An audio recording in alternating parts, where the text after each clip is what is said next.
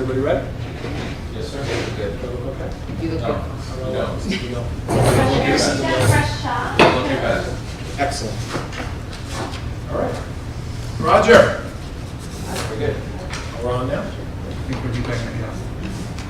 I've never banged this gavel. Good. Okay, good evening, everyone. I'd like to call the meeting to order. Ask everyone to please rise for the Pledge of Allegiance. Hand over heart. I pledge allegiance To the flag of the United States of America and to the republic for which it stands, one nation, under God, indivisible, with liberty and justice for all. Okay, our second order of business will be the public comment. So I'm going to share two comments that were submitted to the Board of Education earlier today. Comment one is to the Board of Education at Locust Valley Central School District. My name is Janine Sand. I'm a mother of 8-year-old twin boys and a girl who just finished second grade at Bayville Primary. We purchased our home in Bayville just so our children can attend the Bayville schools and be in Locust Valley District. The Bayville Primary School is a very special school that my children have been blessed to attend. Our teachers and staff are among the most caring, nurturing, patient, kind, wonderful, creative, and amazing people in our world. They go above and beyond for our children, and we are so grateful to be able to send our children to a school such as this. I understand that some people, parents, and or staff may not feel comfortable coming to school. They may not feel safe, and that is their right to feel that way. And that is their choice, whether or not to come to school, whether or not to learn or work. It's a choice. In these trying times, I think the most important thing is to continue to have our children flourish, grow, learn, and play in their school. Our school and its teachers are essential for our children. Our children should not be denied an education of an in-school learning. They should not be denied the social aspect of school. They should not be denied being creative in art class, nor should they be denied of learning to play an instrument or singing a song in a school play. They should not be denied of playing with a friend at the playground or scoring a goal in soccer at gym class. All of these essential classes and experiences help to make our children into the well-adjusted adults that we only hope and pray they will become. There is no substitute for these essential experiences and classes. There is no substitute for the caring heart of a teacher. There is no substitute for the pride and joy that they feel when creating a project with their classmates. There is no substitute for in-school learning. Fortunately, during these past few months, my children have been given outlets. They've been attending the Town of Oyster Bay Summer Camp, surfing in Long Beach, playing lacrosse on their travel teams. They have a tutor and continue to see their friends to play, to ride their bikes, and be social on a regular basis, to keep a smile on their faces. Unfortunately, not every child has outlets. For some, school is the only place where a child has outlets. At school, kids have the caring eye of a teacher to notice if he is upset, or a coach who may see a sign that something is wrong. At school, children have their friends to confide in, or have a silly security guard who will always put a smile on their face. When we deny our children of these outlets and experiences, we deny them of their coping skills. We deny them of learning to interact with others. We deny them of overcoming fears or anxieties. I urge this board to fight for our children. I urge you as parents to stand up for our children. Give our children the education that we pay for. Give us our rights back. Give us the choice to send our school or not, to school or not, because it should be a choice. Sincerely, Janine Sand. Second comment received, if the high school plan is to have the students in for 2 or 3 days per week, I hope you can plan to have the juniors and seniors attend together on the same days, and the freshmen and sophomores together on other days. The older kids, especially the seniors, should be able to attend school with their classmates. Thank you. That's from Pam Halpin. That concludes our public comment. We'll now hand it over to the reports to the board and board discussion. The superintendent's report on the reopening plan.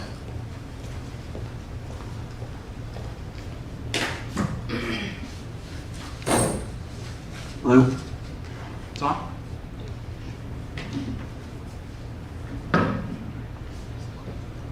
Good evening. Thank you, Mr. Nolan, Board of Education.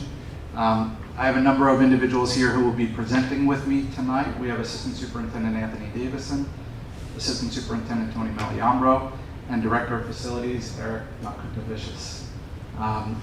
This, of course, wasn't a result of just the work of these individuals. This is the culmination of the work of a whole host of individuals throughout our school district over several months, and understanding that this work will continue to be revised and changed as we learn more. If nothing else, COVID has taught us to expect the unexpected, and that's what we continue to do. And we will continue to hopefully anticipate the unexpected and deal with the changes that are thrown our way as best as possible. This is a quote from the American Academy of Pediatrics. This was released today by the Long Island group of pediatricians within that group. And I think the bottom line is this group is recommending that they strongly support the return of students to school and in-person education, provided that we're adhering to all of the safety protocols that are in place. And that's what we've done here this evening. We've attempted to adhere to all of the safety protocols as best as possible, while getting as many of our students back into our schools as possible. I would, of course, like to thank and just recognize the steering committee. In June 8th, I think, was our first meeting. And at that time, we put together a task force in the school district. This is the steering committee for that task force. And that includes administrators, representatives from the teachers, parents, Board of Education, communications, and certainly our administrators as well. Lead nurse Janie Riley also. Each of those individuals was then chair to a subcommittee, and those subcommittees were made up of a number of people. I'll show you who they are momentarily. We had groups that were focused on mental health, health and special services, facilities and transportation, athletics and extracurricular activities, community assistance and access, and instruction. And you can see those are our members of the mental health, health and special services subcommittee, our facilities and transportation subcommittee, athletics, extracurricular and co-curricular activities subcommittee, community assistance and access subcommittee, and our instruction subcommittee. Now, at the time when we put those subcommittees together, we did our best to attempt to address every element of reopening. And these subcommittees were put together prior to the state releasing guidance. So we didn't have them exactly lined up to what the state guidance said we had to hit the elements of. But you'll see later in the presentation, we're going to crosswalk between what the state had recommended or included in the reopening guidance and then our subcommittees. And certainly we're thankful to the work that these individuals did. As I mentioned earlier, we started meeting as an entire group, the steering committee, on June 8th, really under the direction of Anthony Davidson. And then from that point forward, each of the subcommittees met with a very tall order of having an executive summary and recommendations to us by July 2nd. Because at the time, we were still under the impression that schools had to prepare and submit a reopening plan sometime in early July. And that date was soon pushed back, as was the guidance. The release of the guidance didn't get to us till much later. So I wanted to thank those individuals again. And we've also identified a COVID resource person at all of our schools and our facilities throughout the school district. Here's our reopening timeline. A lot of this I've spoken about already, just beginning that committee work. You see July 13th and 14th, we did issue a community survey. We had 972 responses, but those responses represented 1,718 students. So that's a good portion of our population. And they represented parents of E&L students, parents of special education students, parents of students with 504 accommodations, parents of students who are in general education, parents of students who qualify for free and reduced lunch. So we had, again, a fairly good representation of our community in terms of the survey responses. July 13th, the Department of Health guidance was released to school districts. That followed by the NYSED guidance released. The 16th, that's when the New York State Public High School Athletic Association announced that sports and athletics wouldn't start until at least September 21st. And then they said, look, if it doesn't start on the 21st, here's our plan B, and they set up a schedule of seasons to start in the spring. The 17th, NYSED released their first of a series of FAQ documents. The 20th, we surveyed our staff, and we had 212 responses, again, representative of all of our staff. So we had administrators, we had teachers, we had clerical, custodial, transportation workers, again, representing our entire staff. tonight, here we are, presenting to the Board of Education. Tomorrow, we have to submit attestations to the state. And it's a series of like 70 attestations that we have to make in different areas, saying that this is what we agree to and that our plans will include elements of each of those things that are required. And within, not only the attestations will appear on our website tomorrow, but we'll also have this presentation, and as we continue to revise this, we'll have a plan up on our website for the community to view. July and August, ongoing review and revision. As I said earlier, this is something that's fluid and we have to expect the unexpected, so this is something that we'll continue to work on. We anticipate that the governor will make an announcement next week about the reopening of school, and that again will dictate and determine a lot of what we do. We have to continue working on preparing our facilities, transportation, and staff for the fall return. And on August 18th, there's a regular Board of Ed meeting that we anticipate sharing more with the board and the community as well. And so what do we know about school reopening? And I don't have to read all of this, but the governor and the Department of Health and the State Education Department put together a bunch of requirements for schools opening and then requirements for schools closing down again. Our understanding is that this will largely take place from the governor's office and then through the New York State Department of Health into the local departments of health.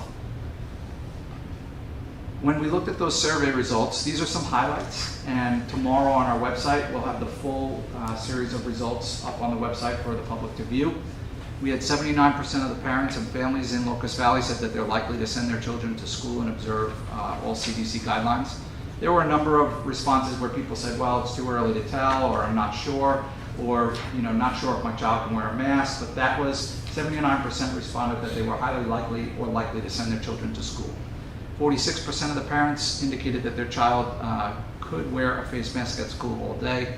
71% of the parents and families concerned or highly concerned about their child's social and emotional well-being. 51% indicate that they will not utilize transportation in the fall, either to or from school. 69% of the families indicate that they're likely or highly likely to allow their children to participate in athletics or extracurricular activities. And then we also asked for some comments. Should distance learning have to continue? What are some things that you would like to see enhanced or improved in terms of distance learning? And the comments that we received were more live whole class sessions per week. That was 74.8% of the people. And you could see the rest there. A daily schedule that was clear for everyone was something that came across as well. Guidance on student achievement, increased feedback on assignments, and again, we'll share those results with the entire community on our website tomorrow. So when you go to our homepage, there's a button, if you scroll about halfway down, that says COVID information. If you click on there, that's where all this information will appear. One of the first things that we're considering at this time is rethinking our school calendar. So what do I mean by that? Is taking some staff development and front-loading that, because we know that there's going to be a large amount of training and information that has to be delivered to our staff so that they could welcome our students while adhering to all the protocols associated with distance learning, with social learning, social distancing, and coming back to school. And so we're proposing to move like a different staff development day toward the front of the calendar so that we perhaps have 2 or 3 staff development days in the beginning of the year rather than currently we have 1. So we feel we really need some of that time. Also to prepare staff for the prospects of distance learning further. The second thing that we're proposing to do is to shift the model. Currently we all are associated with a 4-quarter structure for high school and middle school when it comes to grading. And there was a lot of questions around school districts on the island and throughout the state last year when schools closed about the 3rd quarter, right? Because it got interrupted about halfway through. And then there were questions about what to do with grades for the 3rd quarter. And then as we transitioned into a 4th quarter, how do you deal with grades in that environment? So what we're proposing to do is to take the year and chunk it up into smaller sections, 8ths. So that would be typical for high school, middle school. You would have halfway through the 1st quarter, you have a progress report or some type of interim mark that would be shared with a student or a student's family. We're saying after that time period, we give a child a grade. And that also provides a natural break so that if we need to transition from one model to another based on what the governor is telling us, that would provide us with logical places to do so. So when we put this plan together, these plans together, we were really utilizing the following guiding principles. How do we equitably meet the SEL and academic needs of our students? How do we continue to provide the highest quality instruction? How do we ensure the health and safety of all of our students and staff? And how do we transition between the three models of instruction? And the three models are face-to-face, hybrid, which is a combination of face-to-face and online, and then solely online. As I mentioned earlier, we had to attest to a number of items when we submit to the state tomorrow. And you'll see each of these green slides represents a different subcommittee that worked on our reopening plan. And in parentheses, you'll see the number of attestations for that particular area. So for example, health and safety, there are 20 different things that we have to attest to. Nutrition, there are 8, and SEL, there are 4. And I'm going to pass it over to Mr. Davidson now. Good evening, can you hear me? So one of the parameters beyond state guidance, but also what you saw in the survey results and what we know is best practice and all the feedback we have, is there needs to be an increased focus on social and emotional learning and well-being of our students, of our staff, of our community. You had a disruption in learning that sent everyone asunder unexpectedly, and many will have been detached from the school system, which is a community hub for them for over 6 months. There's been a climate of fear. The re-entry for some will be filled with angst. So it's really important that out of the gate, we assess students and understand where we have to give additional supports throughout. Social emotional learning and well-being is always important. However, it's never more so than the case. So when we look at that, we know that we have to assess students, families, and staff regularly for emotional and mental health supports needs. Via surveys might be one way.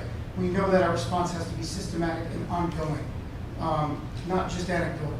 We have to develop what's called a multi-tiered system of support, or an MTTPSS. Again, that means to provide universal support for all students and to identify and assist students who are in need, and to give people the tools in order to do that on an ongoing basis.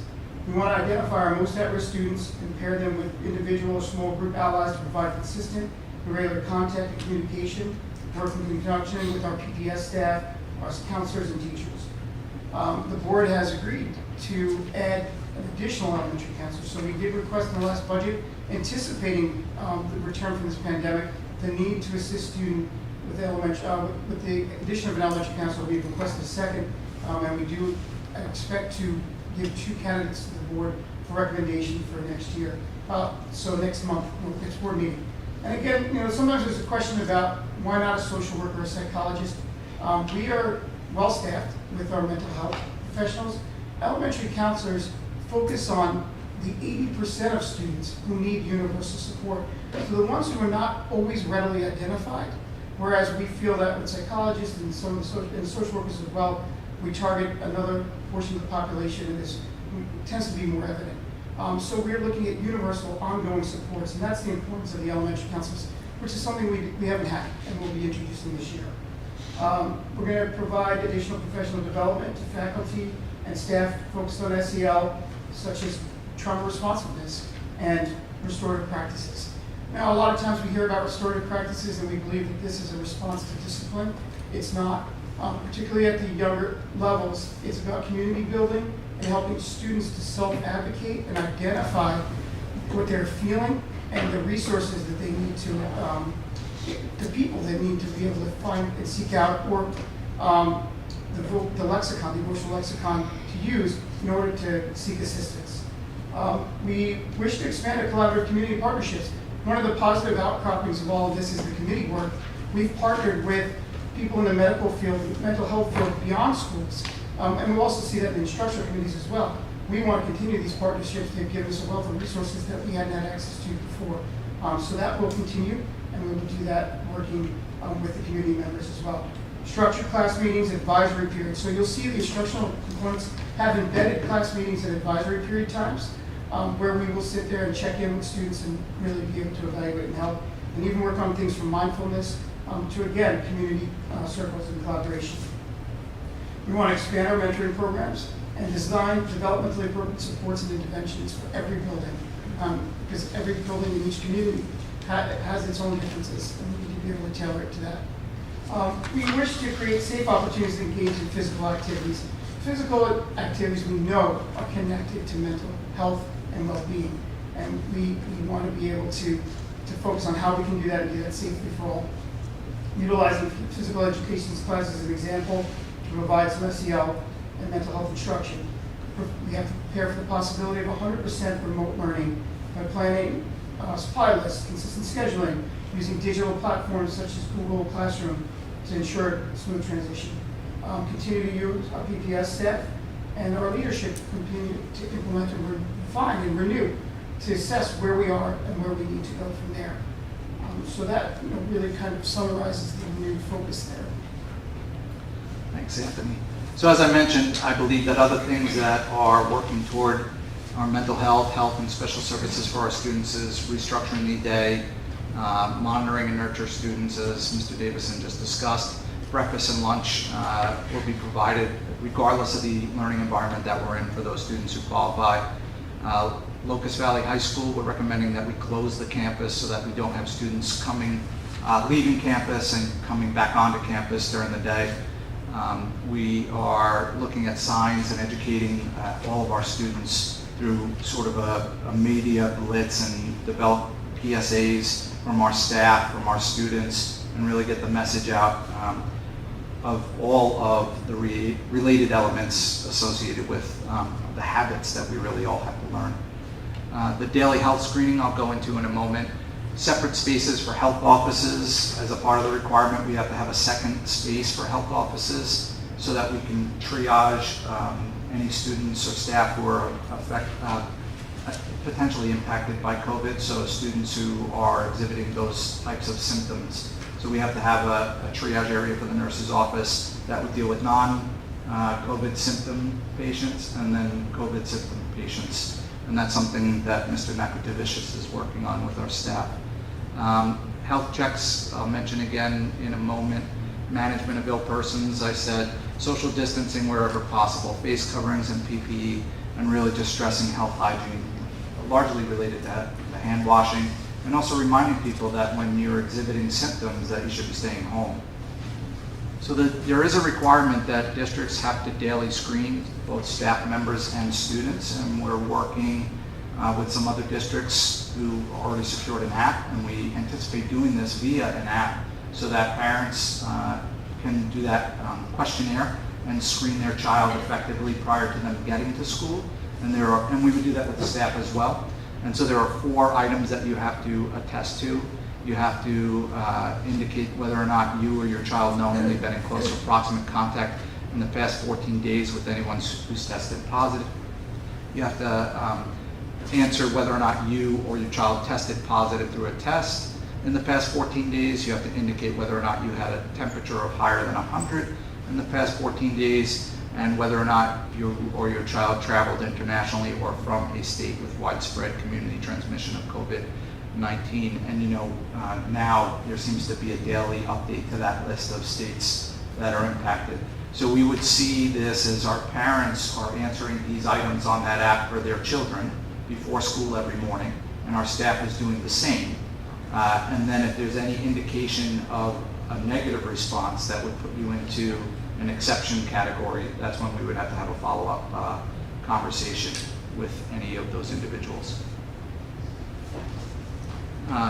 Similarly, all individuals should take their temperature prior to arriving at school or at the bus stop every day. And anybody with a temperature of 100 degrees or higher should not come to school or ride the bus on that day. Upon arrival, in addition to that app where we're screening everybody every day, we'll also have staff with touchless infrared thermometers that would then do more random checks at the doors. And individuals may return to school upon symptom resolution and documentation from healthcare providers. And this is all according to the DOH guidance that schools have to adhere to. So one of the questions that was posed is, what do we do when there is a positive case of COVID? And the first thing that we do is we contact the Nassau County Department of Health, and we work with them in terms of the guidance as to what exactly we must do. There are different protocols in terms of cleaning, in terms of closing off a room or a space, and then notification of parents, community, staff in a timely fashion as quickly as possible, really. Earlier I mentioned we had those subcommittees. This is the second of those subcommittees. This is facilities and transportation. And again, we have to attest to a number of items within this particular area. For facilities, there are 13 attestations that we must make. For transportation, there are 18. So we, in our response to attempt to affirmatively attest to each of these, we developed the following criteria. All students and staff are required to wear masks or face coverings. Schools will provide masks if needed, and building administrators along with teachers will develop schedules for periodic age-appropriate mask breaks. We are ordering desk partitions for each student as an additional social distancing precaution. And these are plastic partitions. You can see the diagram on the bottom right of the student working behind one of those. We are reimagining and redesigning instructional spaces to maintain social distancing wherever possible. So in many instances, that means we have to remove ancillary furniture in the room so that we can maximize the number of desks that are in the room. And we're in the process of securing storage containers to take a lot of the materials out of some of those classrooms so that we can store them. Even things like many of our elementary school rooms have now been outfitted with tables for small group instruction, and we can't adhere to the social distancing requirements utilizing some of that furniture, so we're in the process of supplementing some of that furniture with student desks so that we can have students safely sitting at those desks in the room. This is an example of a typical grade 6 classroom. On the left, this is a normal, more typical arrangement of the furniture in that room.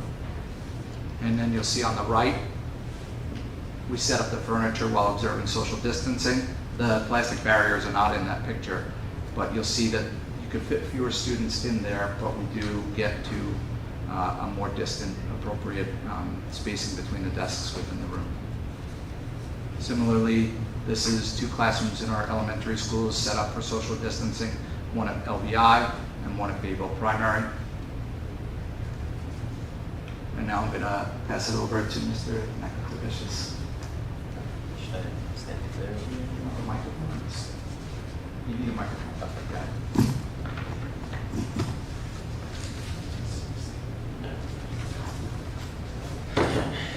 Thank you, Dr. Graham. So the district's cleaning protocols that will be in place for when school returns are very similar to our standard flu season cleaning methods, in that during the school day itself, the custodial crew will clean and disinfect high-touched, common use areas such as door handles, water bottle fillers, water fountains, handrails, faucets, toilet handles, dispensers, etc.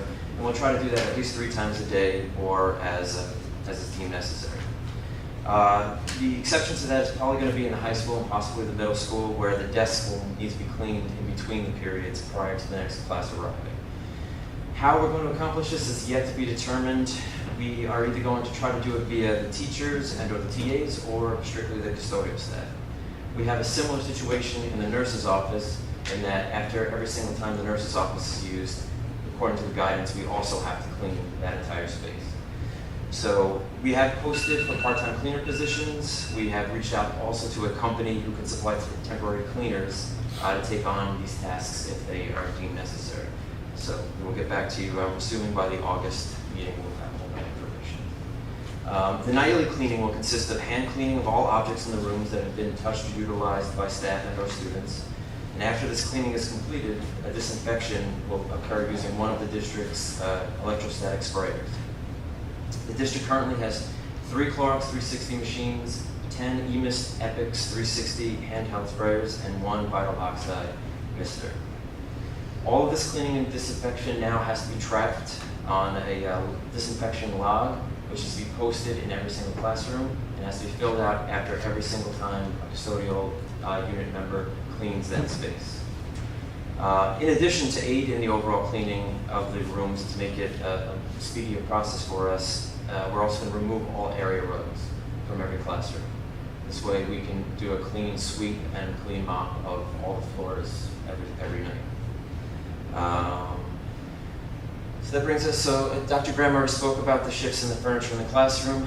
We should be receiving our containers in the next couple of weeks, and I've spoken to all of the head custodians on what we're going to need to move out, and the Principals will be probably in touch with their teachers to make sure that the teachers can, give their input on what they need to keep in the classrooms and what can go. In addition, if there are certain spaces that won't be used and won't be utilized in the school, we can possibly use those to store some of the more higher needed items that the teachers might need on either a daily, weekly, or monthly basis or something like that. So ventilation, we're going to mainly do the increase in ventilation by opening classroom windows and doors, which is the guidance that the DOH has provided.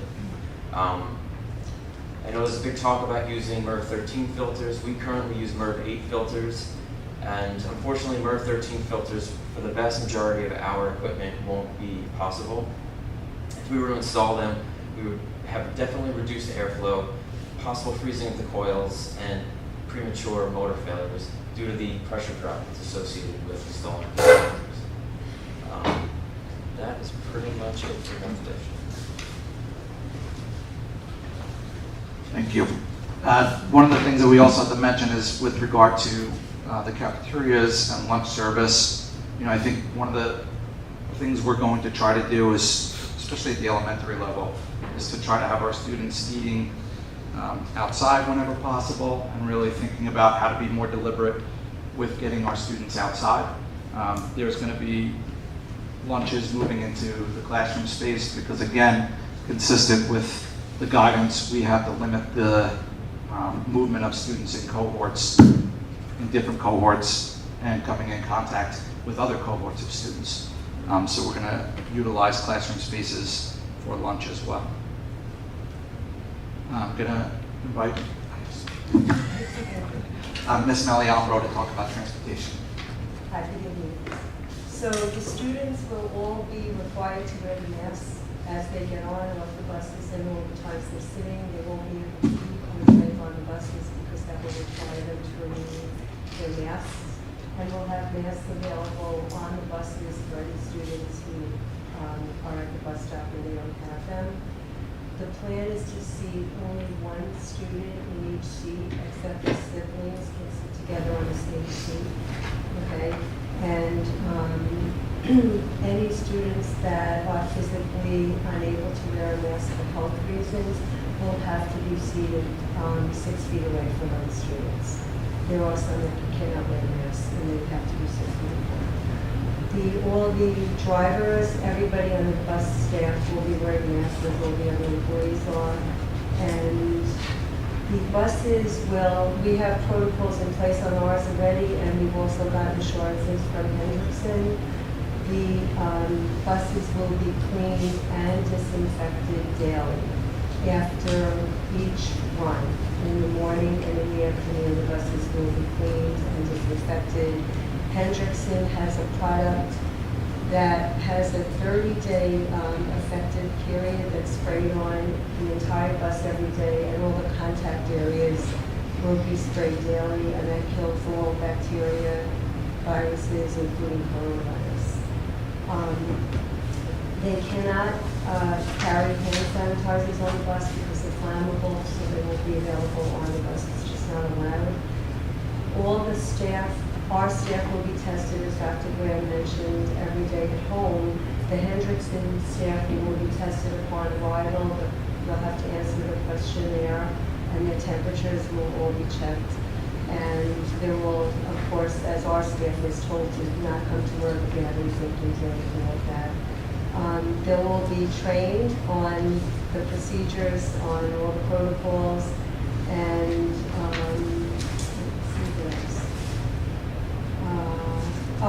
windows will be open on the buses a bit. That is the best way to get the air out, and until the temperature goes so low that it can't be done, and I don't know maybe what will happen then. But the plan is to keep the buses, the windows open at least a bit. And the Hendrickson has left it up to us on how many students we put on a bus, so we can set up the load any way they want. What we're doing now in the summer with our buses is we're Xing out seats that can't be used because of social distancing, so we'll try to do something like that if we have to. if we have to do that in the fall. When we get the numbers next week, hopefully, of all the students who are actually riding the bus, then we'll start the rounding and get all the details in place. That's an important point, Ms. Miliambro, is that we're going to be surveying our community with some more pinpointed questions about who actually is going to ride the bus, who is actually not going to return to school and look for a remote option. And there was one other survey, right? We were looking just to identify, and I don't know that this is going to be done through survey, but just connectivity for any families who still have internet access issues at home. So we'll be resurveying our families probably tomorrow at the latest on Monday to gather some of that concrete. Remember, that first round of surveying was really informational for us as we made these plans. So you can anticipate another survey coming out from us with some more direct questions. I think the most important thing also to note is that last bullet there. We know that with fewer students riding the bus, we're going to have more students being dropped off at school by their parents. And that's going to create some interesting traffic patterns and challenges at our schools. And most of our schools, not unlike most schools, are one way in, one way out for the traffic patterns. And like I said, that's going to be challenges. So things like staggering arrival times, staggering dismissal times are all things that we're going to have to consider, and we'll be working with our building principals to make sure that we have those plans out and conveyed to the community as quickly as possible. Our athletics, extra and co-curricular activity group, they did make some recommendations. The first one really wasn't a recommendation, we just have to. The New York State Public High School Athletic Association said we're delaying athletics until September 21st. We'll keep an eye on that situation. As soon as we hear anything from the State Athletic Association or Section 8, which is the governing body of Nassau County, we will communicate that with our community. We're recommending at this time no field trips, again, to minimize the number of potential contacts that any of our students have. Extracurricular activities delayed until the conclusion of the first marking period. Now, that sounds like a daunting thing, and we know that our students need to be connected to our schools, but remember, we're talking about changing the marking periods to 5-week increments. So that gives us that 5 weeks, that first 5 weeks of school, which is really, I don't know if we said 20 to 25 school days. That gives us time to evaluate whether or not we can support extra or co-curricular activities in our buildings and still make sure that we're meeting all the cleaning protocols that we have to meet. It also includes time for us to work with our staff and see what types of extracurricular activities could we offer remotely, should that be our only option. So I know this says first marking quarter, that's not our typical 10-week period. So that doesn't mean that nothing would happen until November. This is that first 5-week period. Also limiting visitors to school, which is something that is consistent with a lot of the safety upgrades that school districts have made over the past 5 years. So this is not something that's out of the realm of what we've been doing already. However, if a visitor should come to school, they do have to go through the same screening requirements that every other individual has to go through when they enter the buildings. Again, shifting events to virtual, so thinking about meetings or back to schools and those types of things where we can minimize the number of people entering the buildings and potentially coming in contact with each other. How can we do those things virtually? And some of the challenges that we still have that we're working on are chorus, instrumental music groups, and PE groups. Within that state guidance, we've been all talking about this 6-foot distancing piece. For those activities, the guidance is explicit about 12-foot distancing between individuals. So we still want to find ways for our students to participate in band and orchestra, for our students to sing, and for our students to run and be athletic.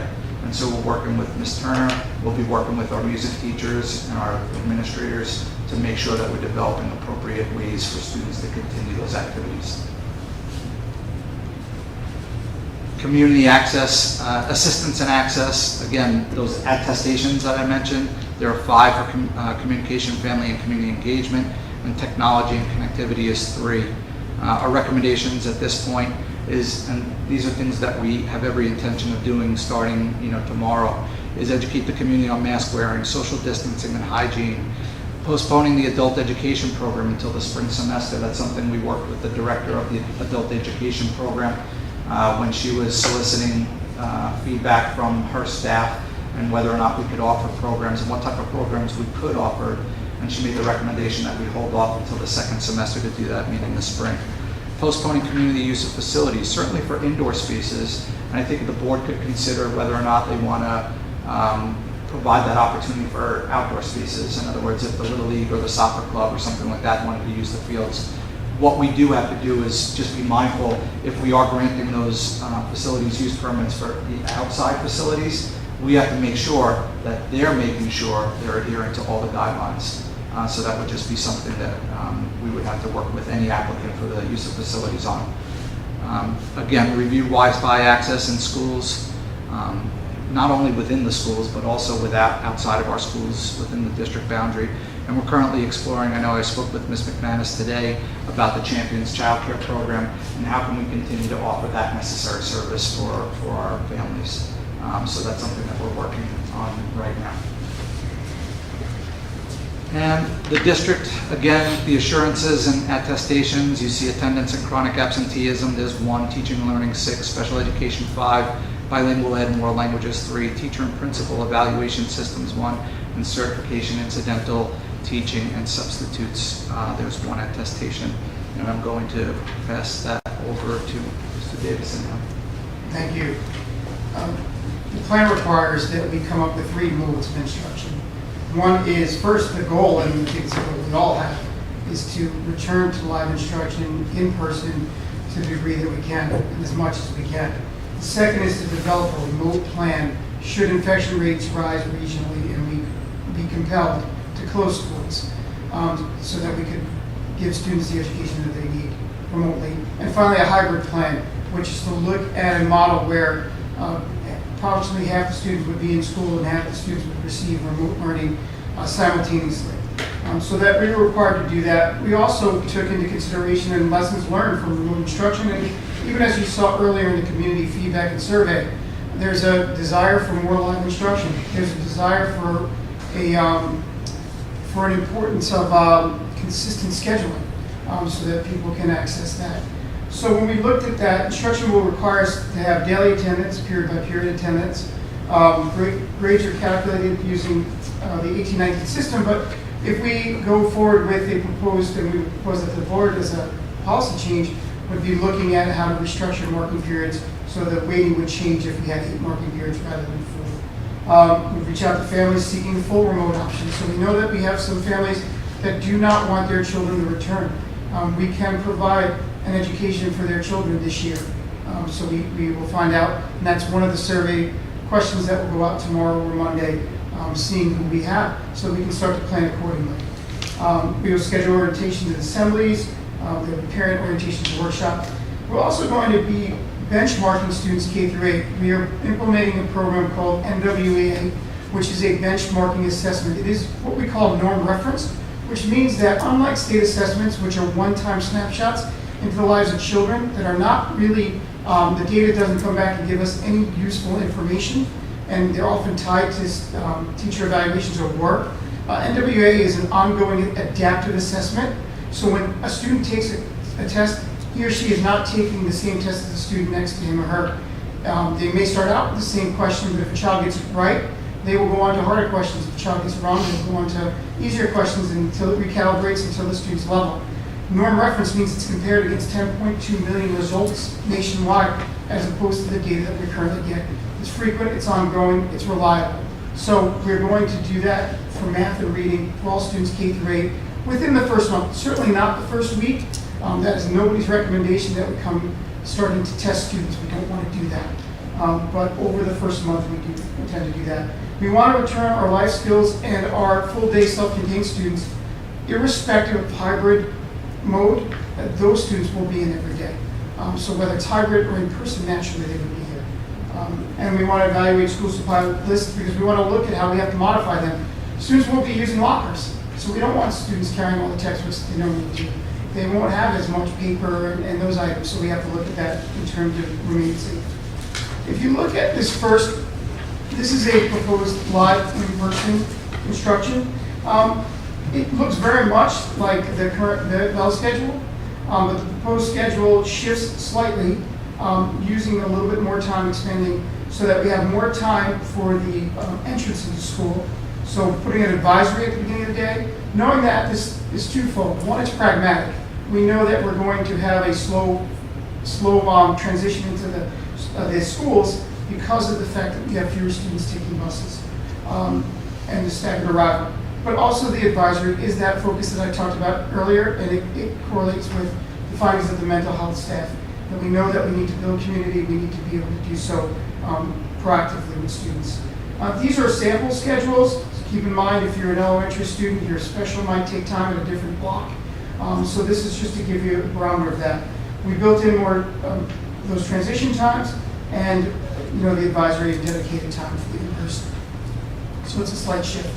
When we look at a sample hybrid for elementary, our recommendation really came from the elementary administrators and their work, and we really do believe it's probably the best model. There is no great hybrid model that is great for families. The best one is for students to be here every day.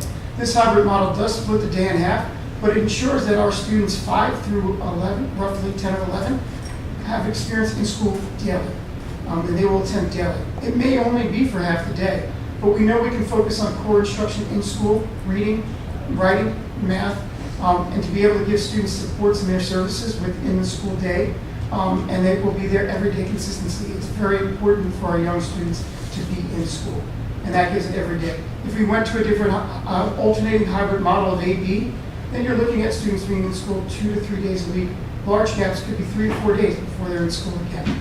That is not good for 5 or 6 or 7 weeks. So this is the model that we're looking at relative to that. And then in the secondary, we haven't necessarily, when we look at this, the hybrid model really is, we haven't defined that it will necessarily be AA or BB, what we call that. What that would mean is you have a cohort group listed alpha that would attend Monday and Tuesday with a day of remote instruction on Wednesday, and then the other cohort group attending school on Thursday and Friday. That provides a couple things. It gives consistency of scheduling for the students, for families as well, to know that which day that they'll be in. It will be alternating Monday, Wednesday, Friday one week, Tuesday, Thursday the following week. So there is that advantages to it. But we also still are exploring whether or not we're going to need that remote day. Should we be able to assure that we can clean the buildings? And we believe we can, but we want to be able to make that determination by mid-August. It could very well be a schedule where we're AAA 1 week, where students in that first cohort are in school Monday through Wednesday, BB Thursday, Friday, and then the following week we would put AA Monday, Tuesday, and then the BB group would be Wednesday, Thursday, and Friday. So we want to stick that out. Our goal is to get away from remote to the extent possible while maintaining safety. So one of those models will ensure that we do that. If we look a little bit further to the virtual model, I'm sorry, going back to the hybrid model, the students, if we were to be remote, the students who are at home, classes would be live streamed. So the teachers would be live, and the classroom would be streamed with the students at home to keep that consistent schedule. Looking at the virtual model, we are going to craft a schedule. The times right now we are recalibrating, particularly in the secondary, but there will be a consistent schedule. We will have the expectation that, as this guidance requires, that there's a substantive daily interaction between students and teachers. There could be a lesson, I'll be forthright with you as a former English teacher, where I may do a 10-minute mini lesson and then have students work independently. So they're not in front of the screen for 7 hours a day. And that is our intent. We want to reduce screen time, but we want to increase interaction. That's what we learned from the remote plan. We also know that we need consistency in scheduling. If we were in a full remote, you also know our intent is to start school later because of the fact we know that students tend to attend a little bit better as we move that time a little bit later from 7:45 to possibly an 8:25 start time, give or take. Sorry, I'm losing my voice. It's riveting stuff, so that comes across. When we look at the elementary, we already talked, the virtual would not necessarily be live streaming the whole day, but we know that we have to have chunks of time that are. So that could be, we have a TC school, so that could be a reading or writing mini lesson is live streamed with kids working, and then tasks to come off the computer and read independently and so on. But we wanted to make sure that the times were delivered and allocated so that parents knew when the children would be on and teachers could schedule likewise. Again, there are 40-minute intervals. It may not be a 40-minute live lesson because we're not going to keep the attention of a 5-year-old for 40 minutes live. As exhilarating as our teachers are, that's a lot of time and developmentally not appropriate for a 5-year-old. But it's a mini lesson, a check-in, a meeting, a connection, and that's really the emphasis there. Excuse me. You know, when we look at the next slide, and I think this is the key consideration, the models have to be flexible. So here are some creative solutions. There's a possibility that we're in hybrid on Tuesday and then school is shut down on Wednesday. We have to have a consistent schedule that flows easily from one to the next. And we believe we've achieved that goal. If you looked at some of the proposals that I'm hearing, and again, a lot of districts are in proposal stage. You know, we believe our plan would be approved by the state. In the same respect, we also know that we will have to iron out some of the particulars over the next 2 weeks. But if we were to go to a model where we had our middle school students attend from 7 to 11 in the morning and the high school 12 to 5, it would mean that we would have to reduce opportunities for students out of the gate. And if we were then able to go in person, we don't know that we could restore those opportunities. So there would be electives, there would be activities, and even if we were able to get back to electives and you're ending at 5 o'clock at night, it would make it very difficult to be able to get our students back out on the athletic field, where we had, I think, about 1,000 students who were involved in athletics in this district last year. So it's really important. And we know that extracurricular, students who are involved in extracurricular activities are far more likely not to be at risk than other students. So it's a priority. And that's why we look at this in terms of phases. If in 5 weeks, we have to delay athletics, we have to delay extracurriculars for 5 weeks, but within 5 weeks, if we can get fully up and running, targeting phase 1, where we have K-6 here every day, life skills are a full person, self-contained, and have them here on and about September 8th, depending on staff development. And then, if we're able to get our middle school students in the next week or 2 weeks after, or at most maybe 3, and then the high school soon thereafter, at the latest targeting October 13th, because that would be the end of that 5-week marking period. Then we feel that we would be fully operational and have all the opportunities that we want to afford students. And that is such a priority for us. Which leads to, the overall summation in the next slide, is looking at return to school daily for K-6 and life skills in September, and full day self-contained, remain in one class to the extent possible, assess social and emotional well-being, assess and provide benchmarks, as I mentioned, and then in secondary, return to school in a hybrid model. Again, the example is, for example, and I cleaned it up on that slide, is it really is an example that you could have cohort A here on Monday, Tuesday, cohort B Thursday, Friday, with a remote in between. However, we're not saying that that is the model. We do like the idea of eliminating that remote day and being able to expand A, B, and then reversing it the next week as a possibility. That's another set of model. We want to make sure that we can do that safely before we confidently say that is the model that we're going to present. And I believe we'll do that at some point in mid-August. Thank you. I know I went backwards for a moment, but I think Anthony hit the nail on the head that ultimately our goal is, you look at phase 3, if we could have full in-person return to school for all of our students really as quick as possible. That's our goal. We're making choices and decisions between bad options here and less than desirable options. So that's the aim and the target for the district right now. Some of this may be out of our control, but that's what we're hoping for. Do you want me to finish, or you want? Yeah, I just have a question Yeah. about this October Ms. Marchand. 13th. Yes, thank you. Am I on? Yeah. The phase 3, can you explain when you say you want to have all the kids Yeah. in So, by October 13th? I'm just unclear. so remember, first, to start out with an explanation of that, remember we said we're chunking the year up into 5-week segments essentially, right? So October 13th is roughly that first 5-week section. Our hope would be, we're starting, remember our proposal is that we're starting with all K-6 students in school all day, every day. And the 7 through 12 are in a hybrid model. Our hope is that we would phase in by phase 3 there, so that all students K through 12 are in every day by that time. There's an intermediate step there. Maybe we'll move, depending on what we see the flow of the building like here at the high school, middle school, it might be where we do the next grouping after K6 of 7, 8, 9. and then 10 through 12, something like that. So that's why it's not just, it's not step 1 and step 2, it's phase 1, 2, and 3. We anticipate potentially having an intermediate step in it. I guess I'm confused because what's going to change between September 8th and October 13th I don't know.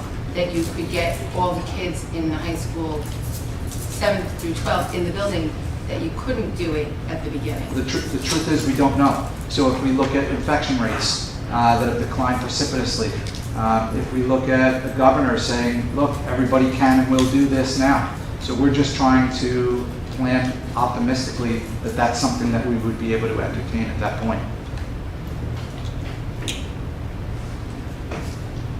So our next steps are to have Q&A for the community. Any questions? We're sure that there are going to be a lot of questions that come up. And if you send them to us, we'll do our best, and we'll keep a running document on our website with any community questions and the answers as we know them as of that time. This presentation and all presentations associated with coronavirus and reopening schools will be posted to our website. The survey results will be posted to our website. We'll collect that information on bus utilization, connectivity, and individuals who seek a remote-only option. We'll communicate with the entire school community any new developments and changes that occur. We'll certainly report again to the Board of Education on August 18th, if not sooner. Should anything change in between now and then that we would need to share with all of you. You know, as I mentioned a few minutes ago, this is not ideal for any of us, but this is unfortunately our reality. You have all seen here on the board the guidance from the New York State Department of Education, the guidance from the Department of Health, and the guidance from the CDC. And this, I think, puts a plan in place that allows us to adhere to all of those. So that's the entire presentation. I think there'll be an opportunity for questions from the board, and I probably could return to my seat for the questions from the board. Sure, absolutely. Okay. Thank you. Thank you very much. That was a wonderful presentation. My thanks to you, Dr. Graham, your team, Mr. Davidson, Tony, and everyone that really put in their time into this. So we'll open it up for questions from the Board of Education. And so that, I mean, I have a few written down, but maybe what we'll do is, you know, if each person wants to ask one or two, and then go to someone else. That way it's not one person monopolizing the entire time. So we'll open it up, and if someone has a question, just raise your hand. And again, just make sure you say your name so that we can... No, we probably will be projecting back on the board at this point. I just had a technical question. How many students do we have and how many staff members do we have? I just would like to compare to, you know, how many responses we got with the survey. What's our total student population? It's approximately 2,000. I can get the exact number. So we had a very good response. Yeah. Yeah. Yeah. And staff? Approximately 450. All right, so about half because of Those are, 212 when you do a survey electronically, 50% is a pretty good response rate. Just linking, I guess, into that, one question I have is if we're considering the bringing back K-6 on the elementary level, what impact is that going to have on the hiring of teachers and staff? If we can only fit a certain amount of students in a room due to the distance, we're going to have to bring on more teachers and staff to make that happen? At this time, we're not anticipating more teachers. What we are looking at is redefining some of our spaces. So there are larger areas that we may have to convert into classrooms. We also recognize if students are wearing masks, we can move desks apart in an appropriate manner, and then they're also going to be the guards that are up as well. So we feel that we have layers of protection in order to do that. But we will reassess, and we are staging rooms right now. If we find that that's difficult, we also have to get the numbers of students who will not be returning, which would impact us. We're a small district, so 10 students can make a significant impact in order to rebalance sections and then therefore eliminate what would be seen as a space issue. So we have, when we look at it, we have maybe 10, 13 sections in each of our elementary buildings, very small, reasonable. We know we have one building at AMP that actually has some empty rooms. So there also may be the consideration that when a teacher gives a mini lesson, it might be in one classroom with a TA working in support and independent work, and the teacher moving and working with the group separately. So we're looking to do it that way. If you want to give us more teachers, Mr. Malone, I'll take it. No, my question, I guess this is my second piece, is the specials. So like art, music, Are they going to be offered as a push-in? What about lunch? Are students going to be eating lunch in the room? That's our goal. Our goal is to the extent- Really self-containing the students to the classroom and not having them move about the building. We want to eliminate movement. It's difficult, and it's unfortunate, but, we want to maintain safety, but we know the students need to have access to the arts and to all their services as well.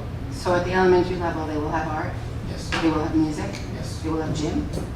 Phys ed is the intent, yeah. We have to be able to do that safely, so we're trying to figure that out to be able to space. In the beginning of the year, it's not as much of an issue because we're going outside. Mhm. We're going to space out, talk to Dr. Turner, we're looking at different sports that have reduced contact. We need physical activity.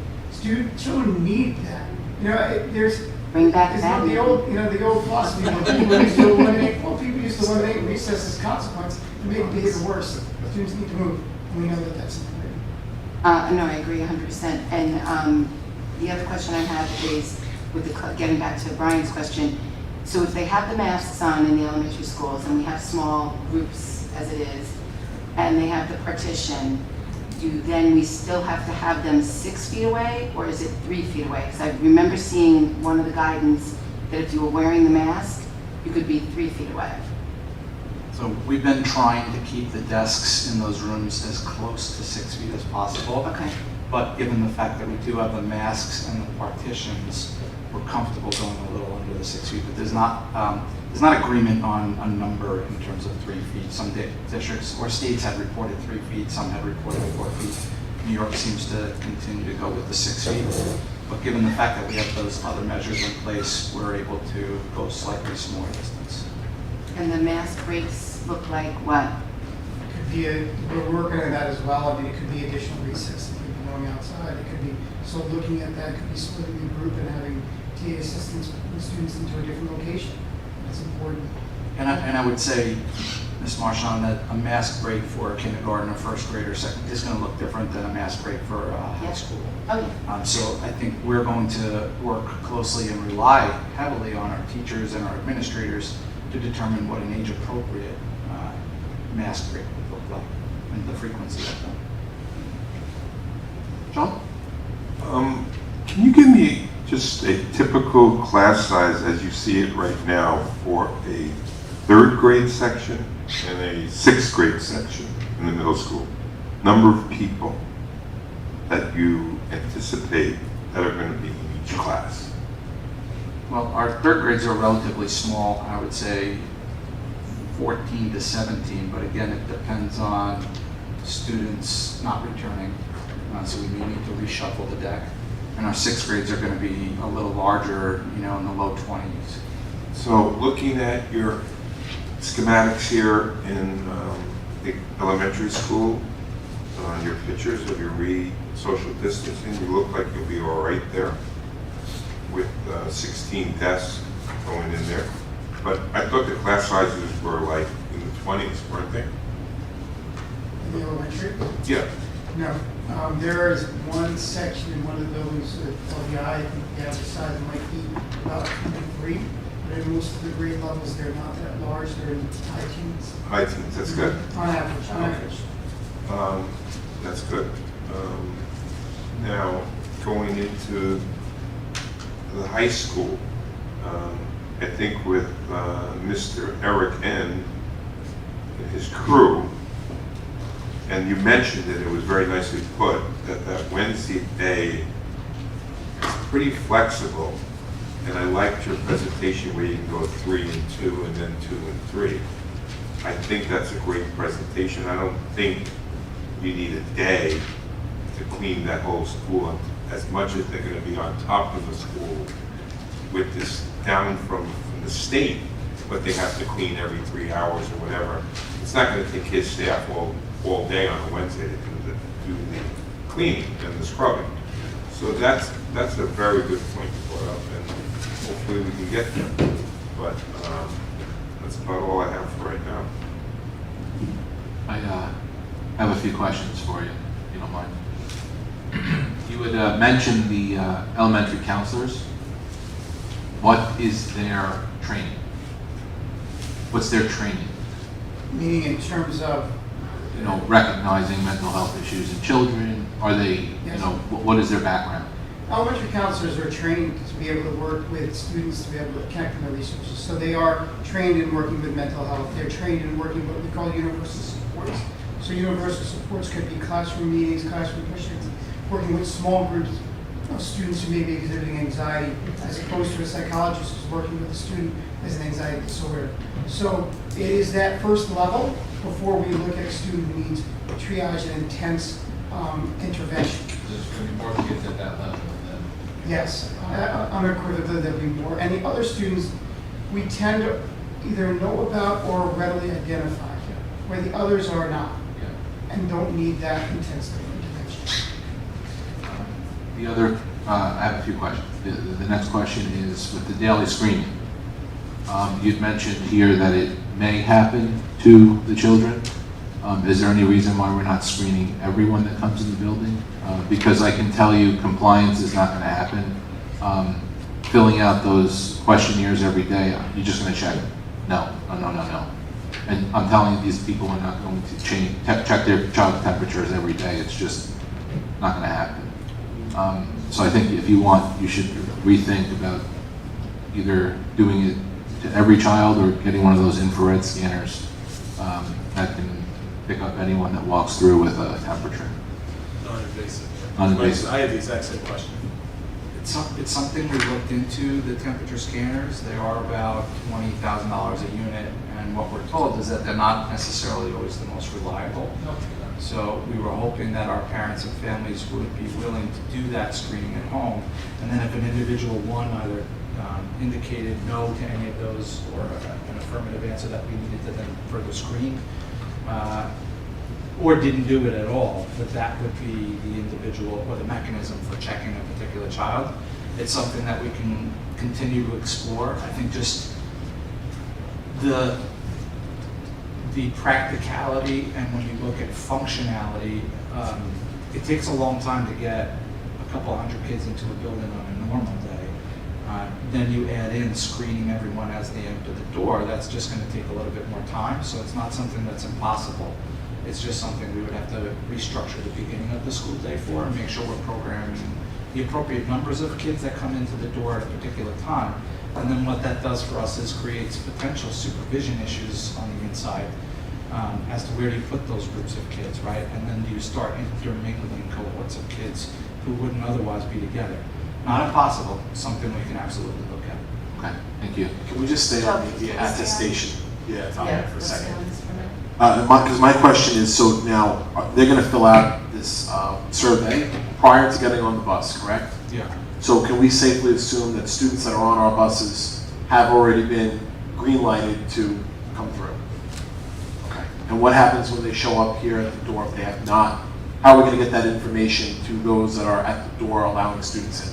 The way that these things work is it's an app, so that you're getting an exception list of people who haven't completed that, and so that the person at the door would be able to identify it. And obviously, it would take a degree of knowing who you're dealing with, right? Who the kids are. So, if you have a particular door, let's just say for argument's sake, it's probably more challenging at the secondary level, right? Because at an elementary level, there's a higher degree of people knowing the kids because they're with the kids all day.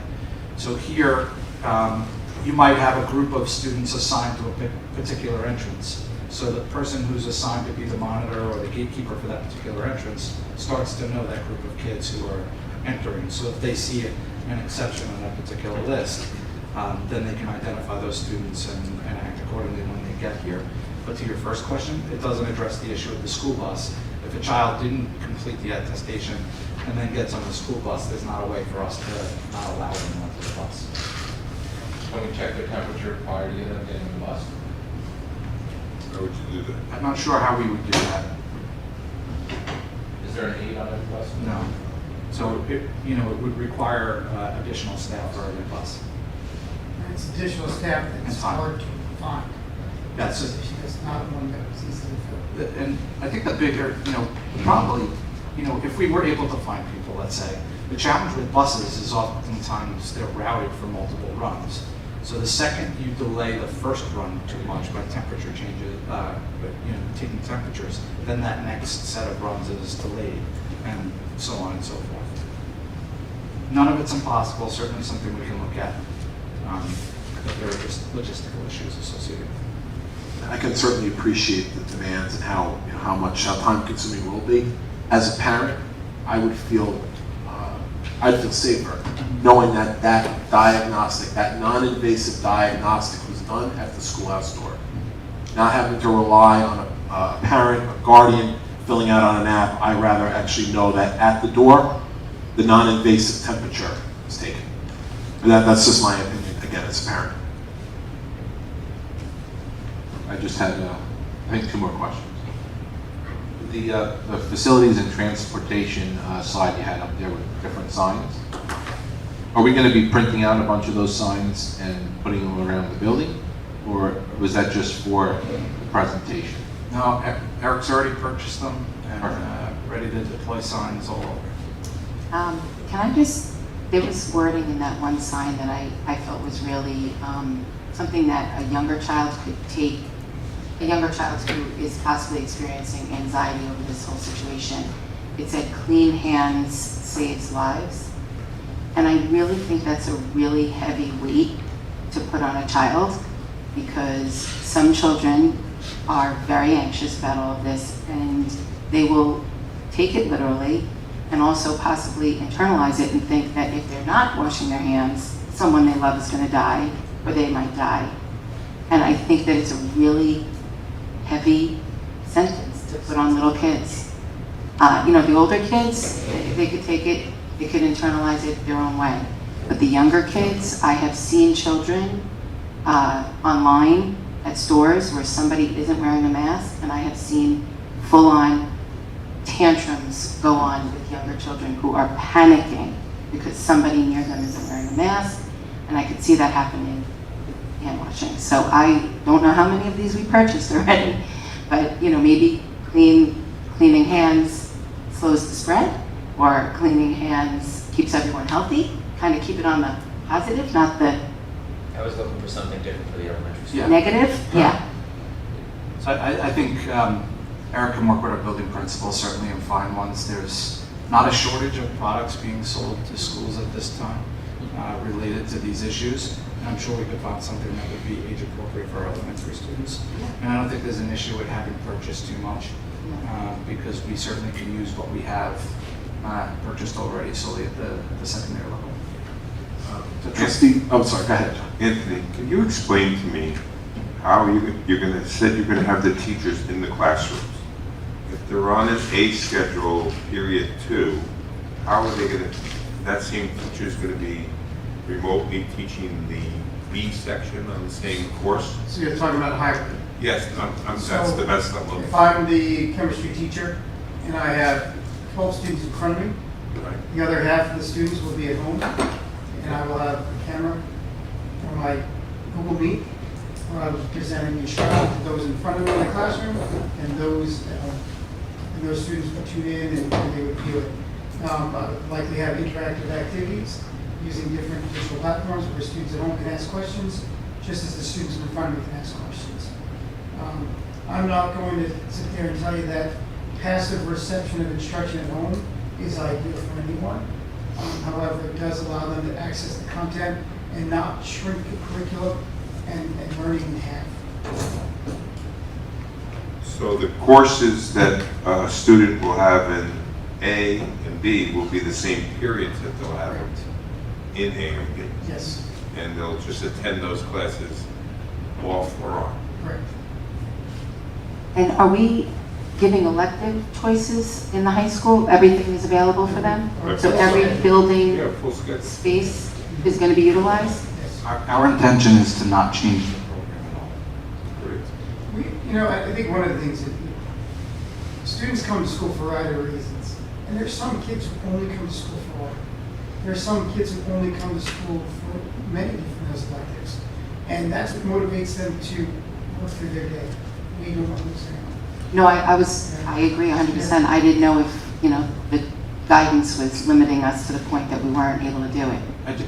I want to also caution is that some of those courses may look very different though. My son is in science research and he keeps asking me, Dad, how are we going to do science research?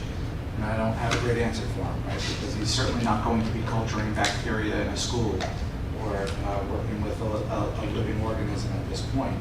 So we may have similar hurdles to deal with that are course specific, but our intent is to have the full slate of offerings.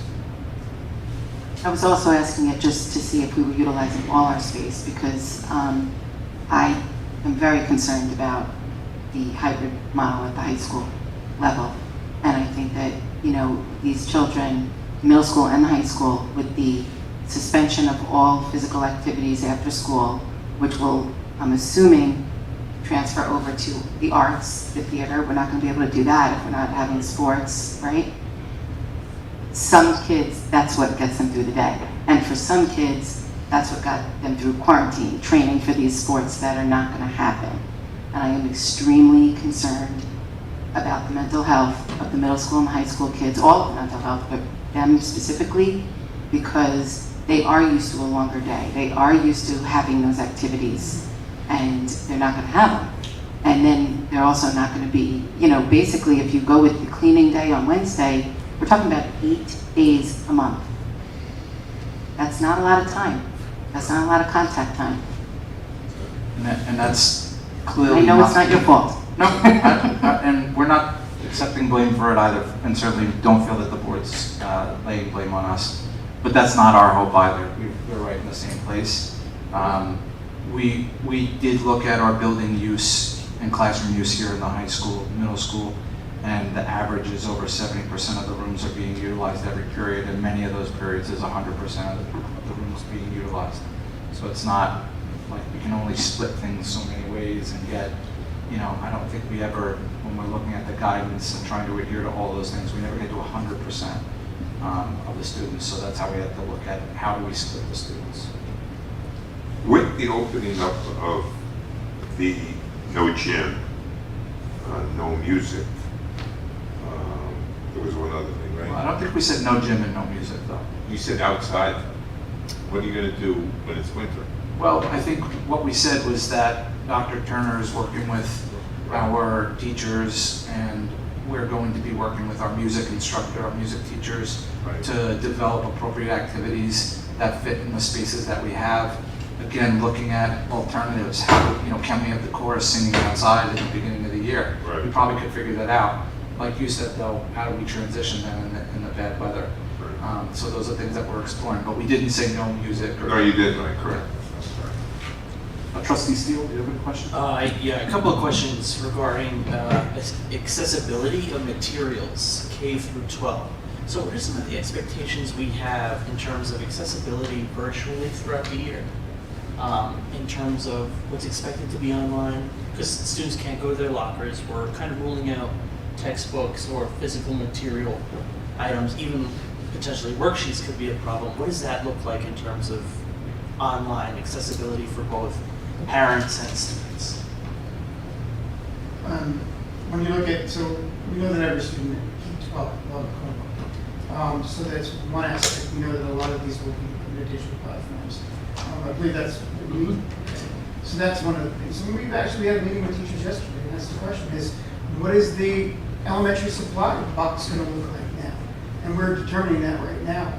Are we going to drop off materials, or are we going to have parents have materials at home? So revisiting, right now we're doing that. We don't have a great answer in terms of what that's going to look like in an elementary, what is that toolkit going to look like. So we're trying to assess that.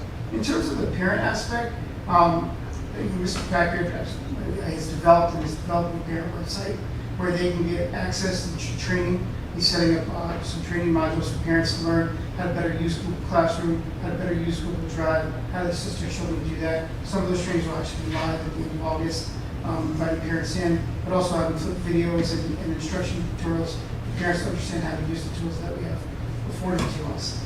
But we know it's going to have to look different. And I wish I had a better answer. Will there be somebody available throughout the day, not just necessarily the teacher, but for, I hate to say customer service or tech support, but available throughout? Yeah, we do. We are looking to allocate that. We're actually looking at the possibility of hiring additional teachers' assistants in terms of the computer aid assistants, not necessarily teachers' assistants. We'll be allocating individuals to do that so that we can have a person in each building that could be a better contact with our IT.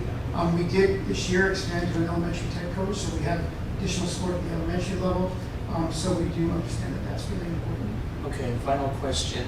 In terms of, I know this has been brought up, we mentioned this earlier in the year too, accessibility for all in terms of internet connectivity when away from the building. Right, so what we've done, and we will a systematic process to identify. So first we ask twofold.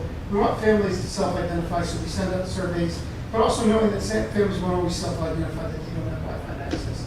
We work with the building administrators, the counselors, the social workers, the psychologists to identify families that we know are in need and start to reach out and identify that. We purchased what's a tool called the Kajit, which is a mobile Wi-Fi hotspot. Refurbished them and gave them to families that we could identify that didn't have internet access. It gives them free access to the internet at home. We also worked with and gave information to the community that there were several local cable providers that were giving free Wi-Fi access, provided the families reached out and to an 800 number.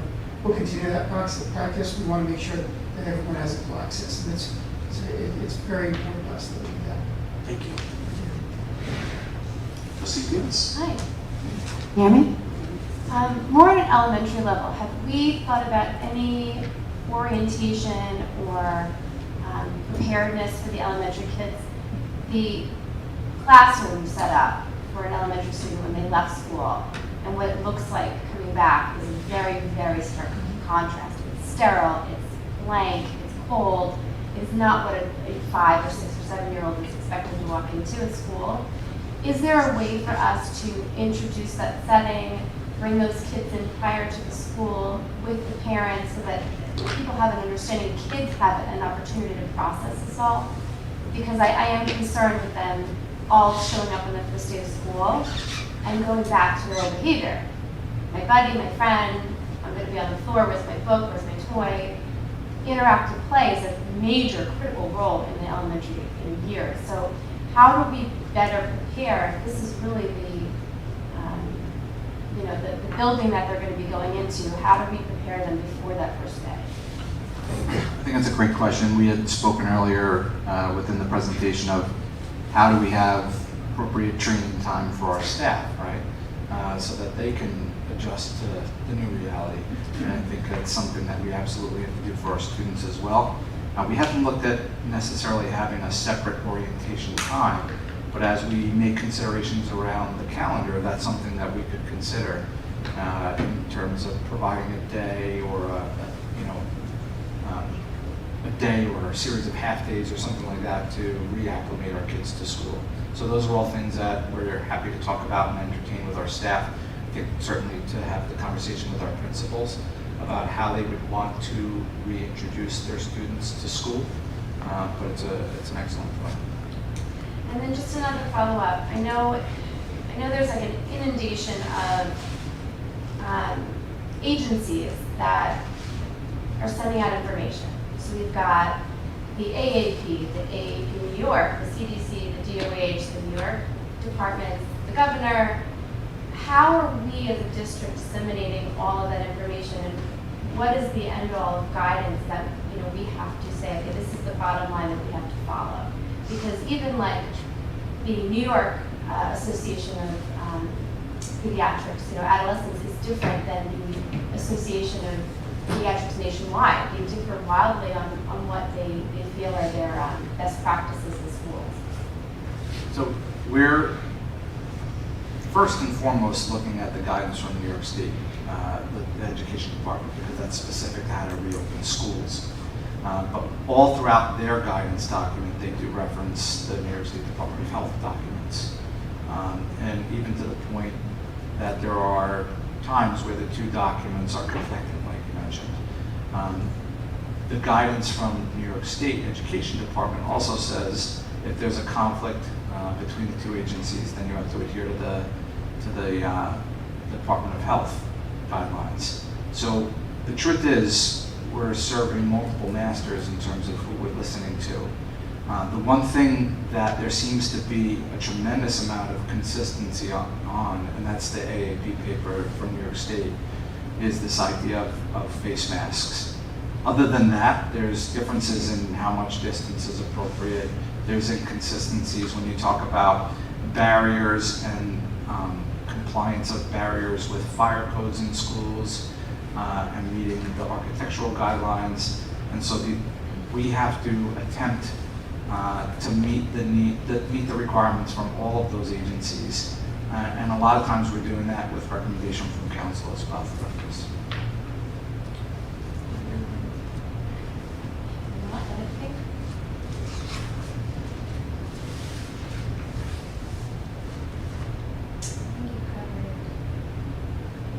We can come back to it if you want. I have, Joe, can I just jump in? I just want to ask, you just mentioned the mask coverings. And we also discussed that there would be a mask break outdoors at recess. So there will be daily recess for the elementary schools? Yes. Okay, and they will not be required to wear the mask if they're outdoors? Is that going to be a mask break? Or am I I think it confused? would depend on the structure of the recess. I think that would be a likely opportunity for a mask break. Okay. Now it's just a matter of how does that get structured so that students are maintaining all of the requirements when taking the mask break. I think that outside at recess time is absolutely an opportunity for us to do that. We just want to work with the principals and teachers and say, how do we do that appropriately? And in the 6th through 8 and then the high school, they do go to the cafeteria Yes. for lunch. And the middle schoolers historically have been able to go outdoors in the nice weather. Will that continue? Absolutely. It's a Okay. great space. Okay. And also keep in mind, I mean, one of the things, particularly when the weather is nice, we're encouraging staff to take their students outside and instruct out there.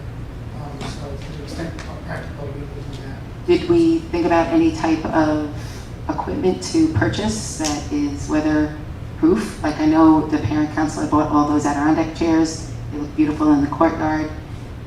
You know, that there would be a setup. I've worked at a school where they always had an outdoor setup. Is there some consideration to have some type of outdoor furniture outside? Separate chairs, that if a teacher wanted to bring a class out, some colleges are actually giving backpack beach chairs out for the outdoor classes.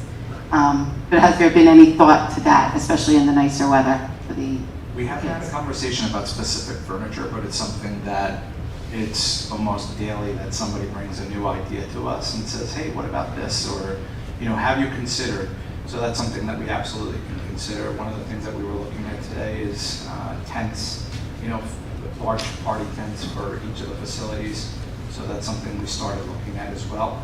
So I would say that we would be considering anything.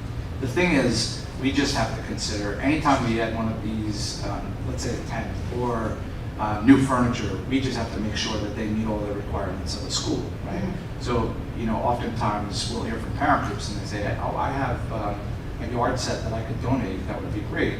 We just have to make sure that it meets all of our requirements. What about tents as far as state education department? Do we have to go through a zero approval process? I could probably defer to Tony and Eric over there. Anything, even if you restructure an interior room, a gym or something like that, if you put a tent outside, it all has to be cleaned with the Department of Facilities of the State Ed Department. Okay. I'm just going to ask one more question. I guess it's more for Eric. The containers we're getting, how much stuff are we looking to really store? Like how many containers per building? And where will they be stored on premises? So right now, we're looking at 1 storage container per elementary and 2 for the middle school, high school.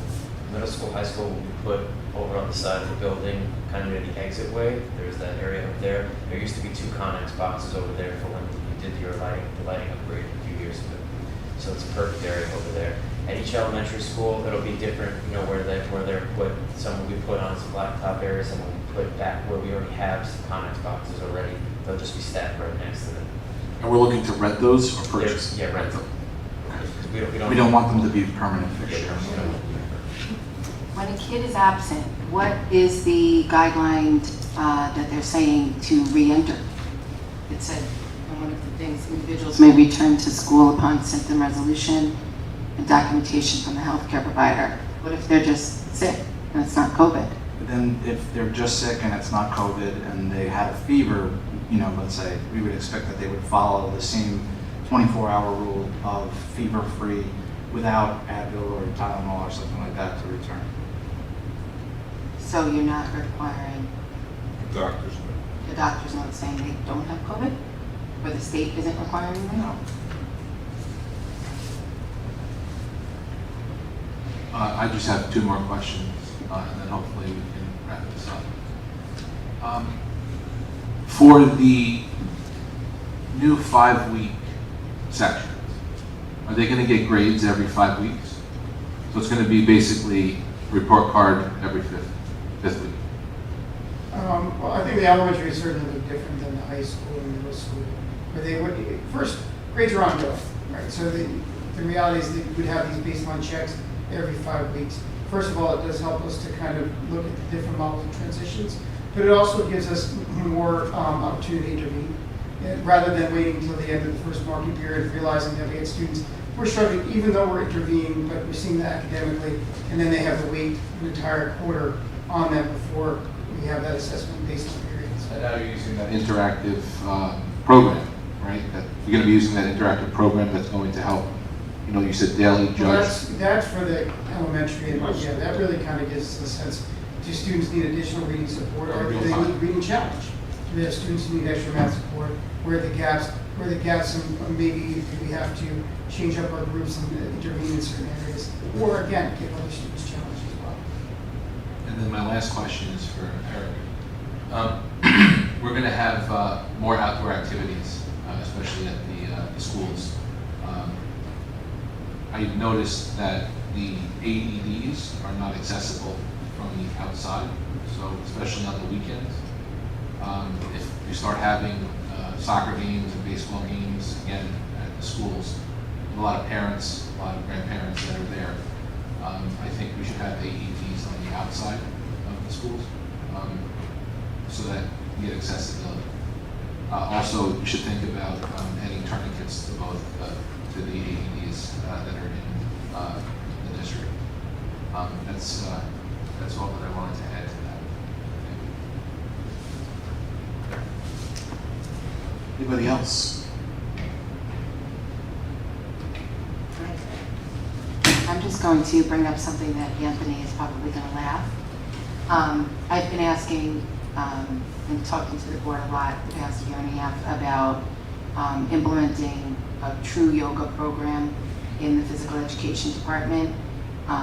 It obviously, I was asking for it to be an actual course, but I think that this may be a good opportunity considering the winter months coming up. We have yoga, we have Pilates, we have Tai Chi, all individual, isolated, perfect 12 feet spacing. And if our gym, experts, don't know those, what are practices, thank you. Perhaps we can look into some consultation and start bringing them in the fall to train the gym teachers. I think that we talk about mindfulness a lot, and we talk about social emotional a lot, but I think we are going to be faced with an unprecedented and very daunting task in the fall. So I think that we really need to do it right, and I think it should be done K through 12, and especially considering if we're moving into the winter months and we're going to have to come indoors, I'd like to see them doing something that is purposeful. We actually, and I had you in mind, I'm not laughing at you, I was talking to Dr. Turner, and first, in the past 2 years, we've built the capacity quite a bit, where we have some internal capacity relative to yoga, instruction, and mindfulness. The other expectation is we have elementary counselors coming in, and that they're going to be doing the mindfulness aspect of it. So we do see it as an opportunity to foster different activities such as yoga that are more individual, spaced out, mindful in nature. So I believe you will be seeing yourself get your wish. We agree with you all along. No, I know you did. I know you did. And I do just want to say that as I read this last night, the only word that came to mind was Herculean. This was a Herculean effort on the entire administration and your whole team. And, I think I've used this phrase, it's the best worst case scenario, the worst best case scenario, however you want to look at it. But thank you very much. The questions are not reflective of anything other than just the frustration of the situation we're all in. But it's not to negate your work. Your work was excellent. Thank you. And just if I can add one more thing, piggybacking off of your new request for yoga and Pilates, I'd like to request urban gardening. I think that's something that is an outdoor activity kids would love it. Even getting chickens, the life cycle and science. I think that that's a good thing. You promised me chickens last year, Dr. Z. Yeah. The chickens. I promised us eggs. I brought you guys eggs. Oh, yeah, I forgot. That's true. So I'm coming from a district that had a robust yoga and wellness program as well as an outdoor gardening program at all of our schools. So those are things that I see tremendous value in, and I look forward to bringing activities like that or building on the activities that all of the people here have been working on. I want to just say also, just to echo the sentiment of Ms. Marchand, is that this is my 21st day here in the school district. And so to accomplish a Herculean task like this would not be possible, certainly by myself. I don't even know where some of the doors are or the paper clips, or I'm learning very quickly, but there is tremendous staff capacity here. The efforts of the teachers, of the administrators, of the clerical staff, the custodians, the facilities and maintenance, the bus drivers, the nurses, everyone truly has pitched in on this plan. And so without them, none of this would certainly be possible. So thank you for the thank you, and I'm going to share that with everybody else here too. Dr. Graham, one more question. So, phase one, all these things could be changed by August 7th, correct? But, everything is a floating thing out there. So right now, September 8th comes around, we could go right into the hybrid thing? For Right. high schoolers? That is our proposal at this point, is that starting day one, Right. our K-6 students will be face-to-face. Full So time. we'll have sort of a hybrid, right? Because we'll have K-6 live instruction, and 7-12 will be on the hybrid. Okay. That's great. I'm looking forward to it. And is our staff all on board with this model of phase one? I think that our staff has been incredibly collaborative throughout our process to bring as many kids as we can back to school. There are fears and concerns on the part of everyone throughout the state, and I don't think our staff is any different than that. And we're going to continue to work to support them in their efforts and do our best to allay any of those fears or concerns.